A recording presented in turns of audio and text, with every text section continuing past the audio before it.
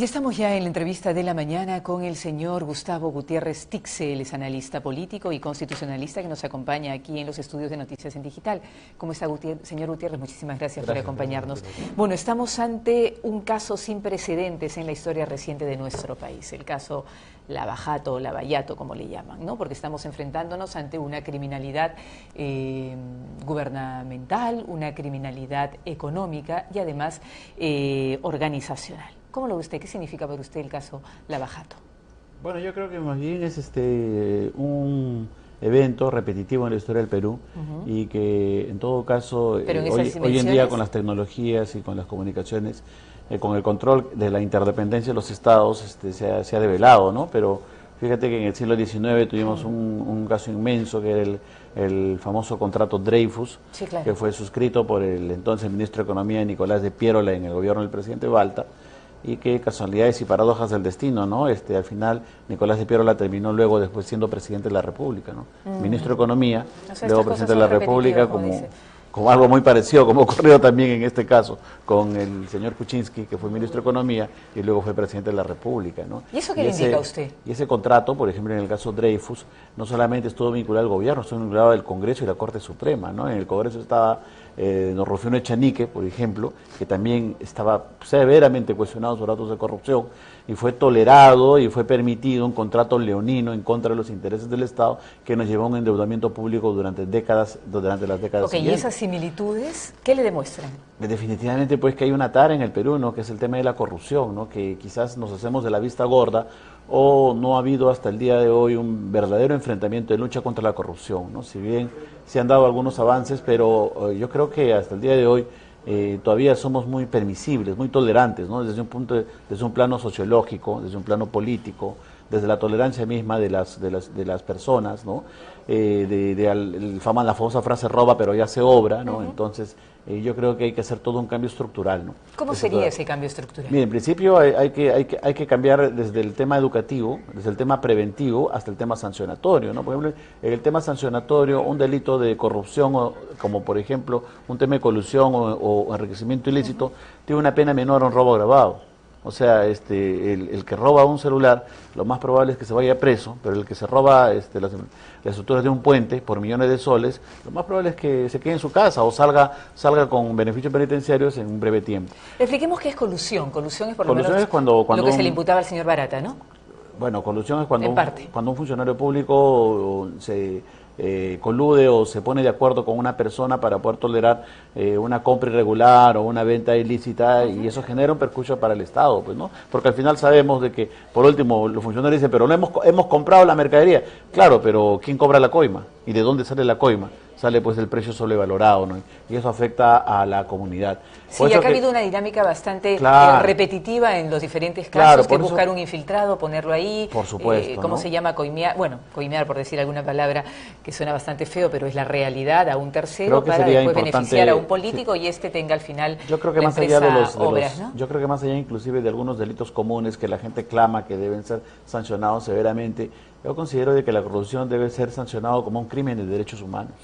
O sea, porque, repito, o sea, el hecho de que, por ejemplo, en Junín se ha construido un puente, el puente Comuneros, que se presupuestó en cerca de 50 millones de soles, con la empresa esta del señor Martín Belaunde, ¿no? Se pidió un adicional de 5 millones de soles y resulta que el puente no tiene salidas. Imagínese. Es un puente que está sobre el río, pero faltan 2 salidas. Entonces, este nuevo gobierno regional lo que está haciendo, está construyendo las salidas que van a valer 50 millones más. Con lo cual, ese puente va a valer el segundo puente más caro del Perú. O la interoceánica, que terminó costando 5.000 millones de dólares y tiene una pérdida de casi 3.000 millones de dólares según los analistas económicos. Claro, por ahí está y un beneficio pues, ¿no? solamente de 2.000 millones. Por ahí ¿no? están los recursos. Es que antes las obras valían 20, 30, 40 millones o quizá un poquito menos, 15, 10. Ahora son 900 millones, miles de millones.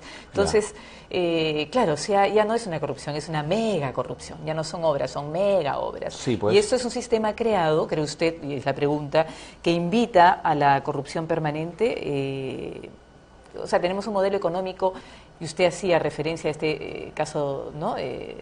Dreyfus del siglo pasado, usted hacía, o antepasado, usted hacía referencia a, entonces hay que cambiar el sistema, el modelo económico, que finalmente termina infectando a la clase política, o viceversa, o se retroalimenta. Por eso hablábamos de un crimen organizado, ahora usted dice que esto tiene que ver también con los derechos humanos. O sea, realmente la situación es crítica. Sí, yo creo la corrupción es transversal, pues, ¿no? La corrupción no se puede enfocar solamente desde un plano de vista normativo. La corrupción tiene que analizarse desde un plano de vista sociológico, desde un plano de vista inclusive hasta emotivo. Creo que es importante un cambio. Desde el plano de vista creo que emotivo? debe haber un pacto contra la corrupción. También los políticos tienen que generar un sentimiento de lucha contra la corrupción. ¿Pero quién va a hacer ese pacto si todos los políticos que sí, deberían por eso luchar es que tiene que contra haber un recambio, ¿no? O sea, la ciudadanía, las organizaciones sociales, las le queda que entonces están a la muertas. sociedad civil que actúe sí, de una yo manera creo que mucho más sí. firme. A veces uno siempre guarda esperanza de que aparezcan nuevas generaciones de dirigentes y sí, pues hay que convocar a la ciudadanía para que empiece a asumir los temas, porque si no, ¿quién lo hace? Si no, ¿quién lo hace? Como dices, toda la clase política está de una manera directa o indirectamente, en unos más, otros menos, vinculados a estos actos de corrupción. Ciertamente se hace necesario convocar a la sociedad civil. Y hablamos de la clase política en su conjunto, porque no conocemos todos los casos. Ahora, a partir de que el próximo año el señor Jorge Barata va a empezar a contar más, porque la valiosa información realmente viene desde Brasil y desde Estados Unidos, desde ahí ha venido la valiosa información, no necesariamente de la Fiscalía peruana. Y yo justamente le quería preguntar, ¿cómo ve usted al sistema de justicia de nuestro país? Si la valiosa información viene desde afuera, esto arrancó en Estados Unidos, porque Odebrecht, tengo entendido,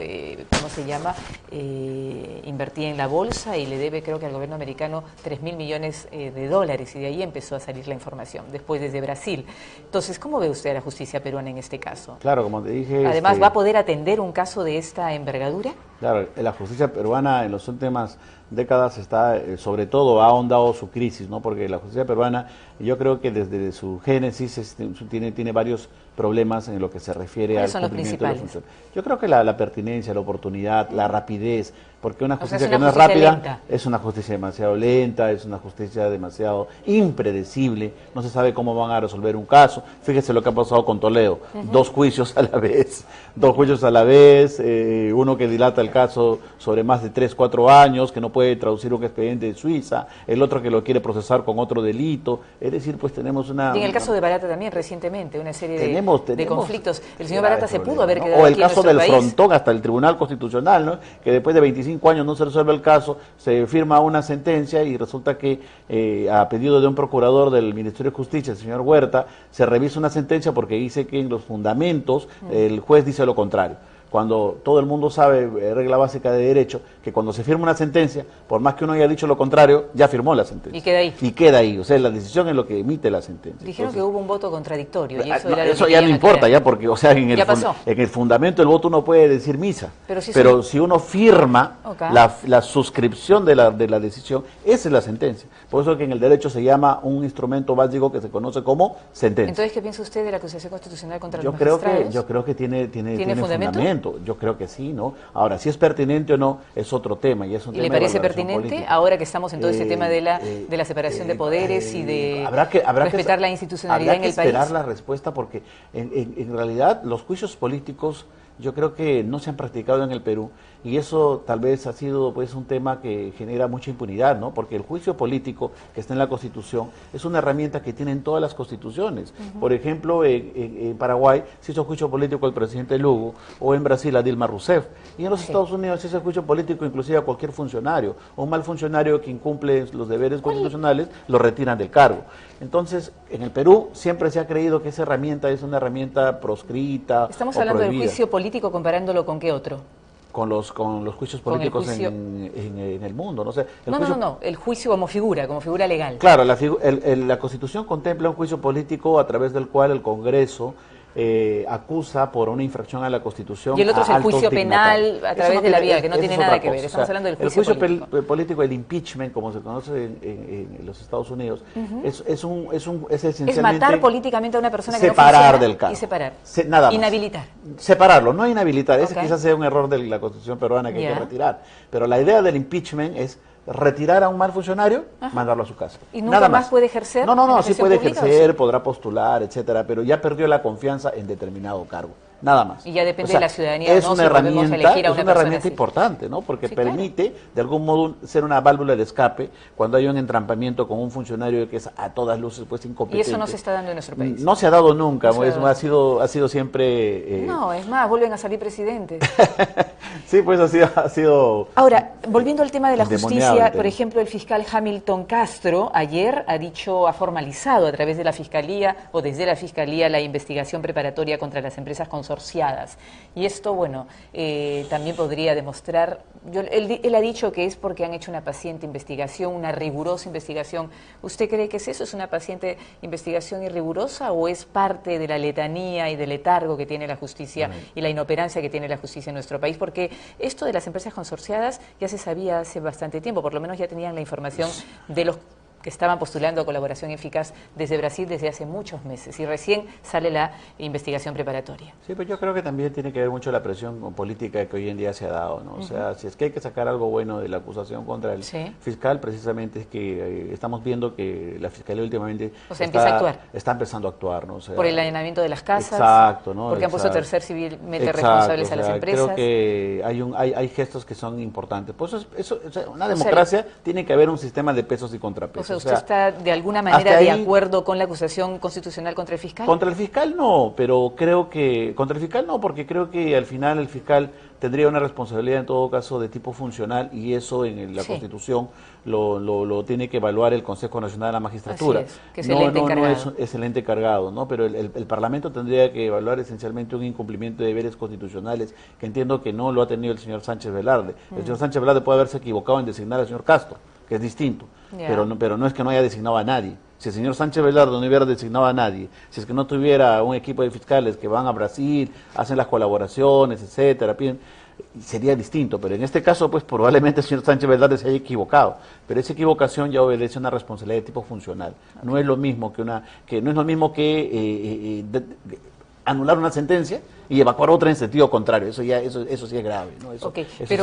Pero lo grave acá también de parte del Congreso de seguir con estas acusaciones constitucionales es de alguna manera que se está judicializando la política en nuestro país, ¿no? Quitándole la responsabilidad a los entes competentes en relación como el Consejo Nacional de la Magistratura, que es el encargado finalmente de... Lo que pasa es que el Consejo hace una evaluación técnica y el Congreso hace una evaluación política, y el fiscal de la Nación como un alto dignatario está sujeto a los dos controles, tanto al control político como dice la Constitución. O sea, si la Constitución dice están sujetos a evaluación política por infracción de la Constitución, Tribunal Constitucional, Fiscalía de la Nación, Defensor del Pueblo, Magistrado Supremo, lo dice en el sentido de buscar de alguna forma también que haya un sistema de pesos y contrapesos, un balance. Pero usted no cree que está traspasando sus límites o no? Bueno, yo creo que el fiscal de la Nación y el presidente de la Suprema tienen también una responsabilidad política en las decisiones que toman, porque tienen que tomar decisiones en política judicial y tienen que responder también. Entonces, por lo que entiendo de sus palabras, el accionar de algunas personas desde el Congreso, sobre todo de Fuerza Popular, es el correcto. Sí, aunque hay algunos pues que son que ya propiamente siempre cometen algunos errores o hierros, inclusive verbales. Porque para muchos es una injerencia abierta. Yo creo que el fiscal lo mejor que puede hacer es ir al Congreso y explicar públicamente las decisiones que ha tomado. Yo creo que con eso sale más fortalecido que victimizarse, ¿no? Ok, es una postura interesante, hemos escuchado diferentes acá. Su opinión sobre el presidente de la República en ese momento, porque también ha alcanzado, y por eso hablábamos de esta criminalidad organizacional, porque no en el caso del tema de Lavajato, porque finalmente hay una ¿cómo se llama? Había una oficina especialmente diseñada para las coimas en Odebrecht, ¿no? O sea, a ese nivel de organización se llegó y de tal manera que pudiera nunca llegarse, por ejemplo, a determinar la responsabilidad de un presidente de la República. Pero bueno, en todas estas manifestaciones que están dando los colaboradores eficaces o el mismo Marcelo Odebrecht desde Brasil, también se llega al nombre del presidente de la República por varias cosas, esto de la asesoría a Odebrecht, lo de su socio Sepúlveda, que estuvo en la reestructuración financiera de la Interoceánica frente a los bancos en nuestro país, o finalmente el haber puesto a algunas de las líderes principales de las empresas consorciadas como directivos de su ONG, y también el dinero que puso el exministro de Defensa González a su campaña. Entonces hay varias cosas que llegan al presidente, por lo menos a su nombre, en toda esta investigación. ¿Cuál es su punto de vista y su opinión al respecto? Bueno, lo que pasa es que es un tema delicado con el presidente, porque nuestro modelo presidencialista protege a la figura del presidente en la medida de que se convierte en el funcionario más importante, ¿no? Y eso es lo correcto, claro, porque es la... Claro, y eso lo que genera es un sistema de inmunidades que permite que el presidente durante el periodo de su mandato no pueda ser ni investigado ni acusado. Entonces, inclusive perturbado o molestado políticamente, ¿no? Entonces, y ahí se genera un grave problema porque en efecto, con el caso del actual presidente, ha participado directamente en todos esos procesos de elaboración tenía de cargos algunos importantes contratos durante el gobierno del señor Toledo. De algunos contratos que se vienen imputando como parte Entonces, del abajato, ¿no? ¿qué, a su juicio, qué debería... tema complejo en realidad, ¿no? ¿Qué debería hacer él? De lo que no está exento es de la investigación judicial, fiscal. Pero de la investigación política, personalmente yo creo que sí está exento. Él no puede ir al Congreso, no puede exponerse a que el Congreso encuentre ahí a un parlamentario que lo insulte, que lo ataque, etcétera, porque no ataca al presidente, ataca a la investidura presidencial. Claro, y eso es lo que genera un desprestigio del gobierno. Y ciertamente, pues nosotros... Porque creo que lo quieren volver a citar o les está pidiendo que vaya la comisión a Palacio. Nosotros dormimos con el presidente y nos levantamos con el presidente. Si el presidente cae, pues caemos todos. Entonces, hasta esta nueva invitación o propuesta que está haciendo la Comisión Lavajato a través de la señora Bartra de volver a ir al ¿cómo se llama?, Palacio de Gobierno a rendir su manifestación. Claro, eso yo creo que sería opcional, ¿no? O sea, creo que mucho depende de la... Pero si se negara, ¿usted cree que está...? Si se niega, no, yo creo que está premunido de las prerrogativas, ¿no? Pero eso no significa que no tenga ningún control, porque el control investigatorio de carácter penal lo hace la Fiscalía de la Nación. Por eso hay que tener mucho ojo con este ente jurisdiccional y también el Poder Judicial, ¿no? Que creo que tienen que llevar adelante, y si eventualmente requieren el testimonio del presidente, pueden tomárselo ellos sí, ¿no? Ahora, para ir terminando, ¿cuál es su opinión acerca de Fuerza Popular? ¿No? La postura de la bancada en relación a todos los temas que estamos viendo, Tribunal Constitucional, Fiscalía de la Nación, bueno, el comportamiento permanente que vemos desde la bancada de Fuerza Popular, y sobre este duelo entre Kenji Fujimori y su hermana Keiko Fujimori que se está dando y es la noticia de estos días. Bueno, yo creo que han habido hierros de varios actores, ¿no? Por ejemplo, el presidente de la República parece que no se dio cuenta o finalmente no valoró que fue elegido con la cantidad ínfima de electores y prácticamente la pauta final del proceso electoral ha sido la necesidad de un cogobierno, ¿no? Un gobierno entre el fujimorismo y los PPK-osistas, ¿no? Pero lamentablemente no se entendió así y se ha generado ahí una confrontación abierta. Sí. Y eso ha generado pues todo lo que... Y además bastante emocional. Claro. Entonces, ahí hay un error. Definitivamente, pues, si la población votó, por más que lamentablemente de los que somos adversarios, tendría que haber un entendimiento político, una política del Tea Party como en los Estados Unidos. Bueno, pero si no hay un entendimiento político dentro de la propia bancada, entre, por ejemplo, Kenji Fujimori y su hermana, y te contaré que tampoco hay un entendimiento político en la misma bancada de PPK. Tampoco. O sea, claro, nadie se entiende acá, o sea, no sé, hay una cohabitación así insoportable ya que parece que va a ser un divorcio abrupto, inmediato. ¿Eso es lo que le parece a usted? Sí, es lo que siente. Sí, no van a llegar ¿Y hay un entendimiento entre la bancada de Fuerza Popular? Ahí está como no, más tampoco, unificado, ¿no? Claro, hay una homogeneidad en la medida de que... ¿Pero de dónde viene esa homogeneidad? ¿Es desde una convicción o desde el miedo de no obedecer a la lideresa? Claro, yo creo que ahí también... ¿Cuál es su opinión? Sí, yo creo que ahí hay de los dos lados, ¿no? Hay por un lado convicción y hay por otro lado también temor, ¿no? Temor porque hay una bancada muy vertical, hay una lideresa muy rígida, digamos que tiene algunos ribetes autoritarios que definitivamente esperemos que cambie, pues, ¿no? Porque eso no le abona y finalmente la población se da cuenta, ¿no? La población no solo va a rechazar al gobierno, va a rechazar también una oposición que genere ese tipo de confrontaciones. Y mi última pregunta es, ¿cómo estamos llegando al 2021? A su modo de ver. Es la pregunta más difícil, ¿no? Ojalá que necesitamos institucionalidad, necesitamos entendimiento, necesitamos reconciliación. Hugo Neira hablaba mucho del tema. Prácticamente nos ha explotado la bomba en la cara y ya ahorita nadie se salva. Creo que es necesario iniciar procesos de reconciliación para empezar un cambio trascendental en la estructura del Estado, que es el gran problema. El gran problema de Perú no son los derechos, el gran problema de Perú son las máquinas, el cuarto de máquinas. ¿Qué es el corte de máquina? Los poderes del Estado, que no se reforman y no cumplen adecuadamente los fines a los cuales están concebidos, ¿no? Y en un país donde finalmente se está permanentemente enfrentando los diferentes poderes, los inversionistas, ¿quién quiere invertir en un país así? Eso genera, para crecer, todo. Ahora estamos creciendo a 2 punto algo, se necesita crecer a 4 para estar un poquito mejor y para poder, por ejemplo, absorber a un grupo de 250.000 personas que salen a buscar trabajo permanentemente cada año, se necesitaría crecer al 5%. Y no se han hecho ninguna de las reformas necesarias.